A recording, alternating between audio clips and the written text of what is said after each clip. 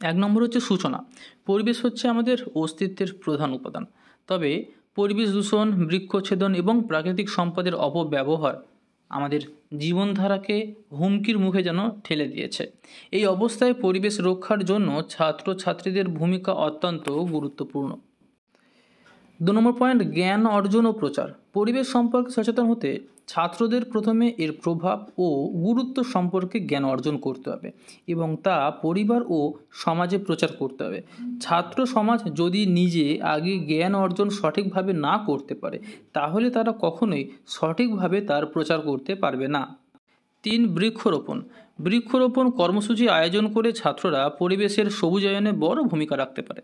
ছাত্ররা শিক্ষা প্রতিষ্ঠানে বিভিন্ন সেমিনার, আলোচনা সভা ও প্রবন্ধ প্রতিযোগিতার মাধ্যমে বৃক্ষরোপণের গুরুত্ব সম্পর্কে একটা সচেতনতা সৃষ্টি করতে পারে। 4 নম্বর পয়েন্ট, পরিবেশ দূষণ রোধ। ছাত্র সমাজ প্লাস্টিক ব্যবহার হ্রাস, পুনর্ব্যবহার এবং আবর্জনা সঠিক স্থানে ফেলার মাধ্যমে পরিবেশ দূষণ কমাতে এই নিয়ে কাজ করতে পারে।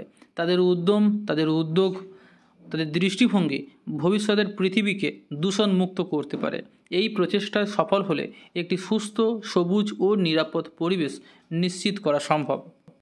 5 নম্বর পয়েন্ট, পরিবেশ দিবস উদযাপন। পরিবেশ দিবস উদযাপন এবং সেমিনার আয়োজনের মাধ্যমে পরিবেশ সম্পর্কে জনসচেতনতা সৃষ্টি করা যায়। প্রতি বছর 5ই জুন বিশ্ব পরিবেশ দিবস পালিত হয়। সেই দিন ছাত্র সমাজকে বড় আকারের অনুষ্ঠান রূপে আয়োজন করার দায়িত্ব নিতে হবে। 6 নম্বর পয়েন্ট, জলের অপচয় রোধ। ছাত্ররা জলের অপচয় বন্ধে ব্যক্তিগত ও সামাজিকভাবে উদ্যোগ নিতে পারে। দৈনন্দিন জীবনে ছোট ছোট অভ্যাস পরিবর্তন, যেমন ট্যাপ বন্ধ রাখা, কম জল খরচ করে বাসন ধোয়া ইত্যাদির মাধ্যমে ছাত্ররা উদাহরণ সৃষ্টি করতে পারে। পোস্টার, র্যালি, সেমিনার এবং প্রচারাভিযানের মাধ্যমে জল সংরক্ষণের প্রয়োজনীয়তা তুলে ধরতে পারে। 7 হচ্ছে নবায়নযোগ্য শক্তির ব্যবহার। ছাত্ররা সৌরশক্তি এবং বায়ুশক্তির ব্যবহার প্রচারে সক্রিয় ভূমিকা রাখতে পারে। বায়োগ্যাস প্ল্যান্টের ব্যবহার সম্পর্কে শিক্ষা গ্রহণ ও মানুষকে উৎসাহিত করতে পারে। গ্রামে সৌরশক্তি চালিত আলো ব্যবহার শেখানোর ব্যাপারে উদ্যোগী হতে হবে ছাত্র সমাজকে। 8 নম্বর পয়েন্ট হচ্ছে প্রতিবাদ ও আন্দোলন। পরিবেশ বিরোধী কার্যকলাপের বিরুদ্ধে ছাত্ররা প্রতিবাদ ও পরিবেশ বান্ধব নীতিমালা বাস্তবায়নে সচেষ্ট হতে পারে। বিভিন্ন পরিবেশে ক্ষতি করে যে কোম্পানি তৈরি হয়, জলাভূমি বুঝিয়ে বহুতল আবাসন তৈরি হয়, কৃষিক্ষেত্রে অতিরিক্ত কীটনাশক প্রয়োগের ব্যবহার, তার বিরুদ্ধে আন্দোলনে রাস্তায় নামতে হবে ছাত্র যুব সমাজকে। 9 নম্বর পয়েন্ট, প্রযুক্তির ব্যবহার। পরিবেশ সুরক্ষার জন্য শিক্ষা, যেমন বই থেকে শিক্ষায় আসলে বা বই যদি ব্যবহার করি আমরা, তাহলে কি হবে, পেপার আর কাটতে হবে না, অনেক গাছ বেঁচে যাবে, যেটা একটা পরিবেশ বান্ধব উদ্যোগ, আর এটা নিতে হবে ছাত্র সমাজকেই।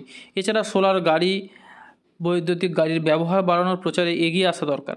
শিক্ষা প্রতিষ্ঠানে সৌর প্যানেল স্থাপনের উদ্যোগ নিতে হতে হবে ছাত্র সমাজকেই, যাতে বিদ্যুৎ চাহিদা মেটানো যায়। শেষ পয়েন্ট 10, উপসংহার। পরিবেশ সচেতনতা বৃদ্ধি ও কার্যকর উদ্যোগ গ্রহণের মাধ্যমে ছাত্র সমাজ পরিবেশ রক্ষার এক শক্তিশালী হাতিয়ার হয়ে উঠতে পারে। তারা শুধু বর্তমান নয়, ভবিষ্যৎ প্রজন্মের জন্য একটি নিরাপদ পৃথিবী গড়তে সাহায্য করবে। ছাত্র সমাজই ভবিষ্যৎ প্রজন্মের নেতৃত্ব দেবে। তাদের দায়িত্ব হবে পরিবেশ সংরক্ষণে সক্রিয় ভূমিকা পালন করা। তোমাদের যে কোনো প্রশ্নের উত্তর যদি জানা না থাকে সেটা কমেন্ট করো, সেটা নিয়ে একটা ভিডিও বানিয়ে দেবো।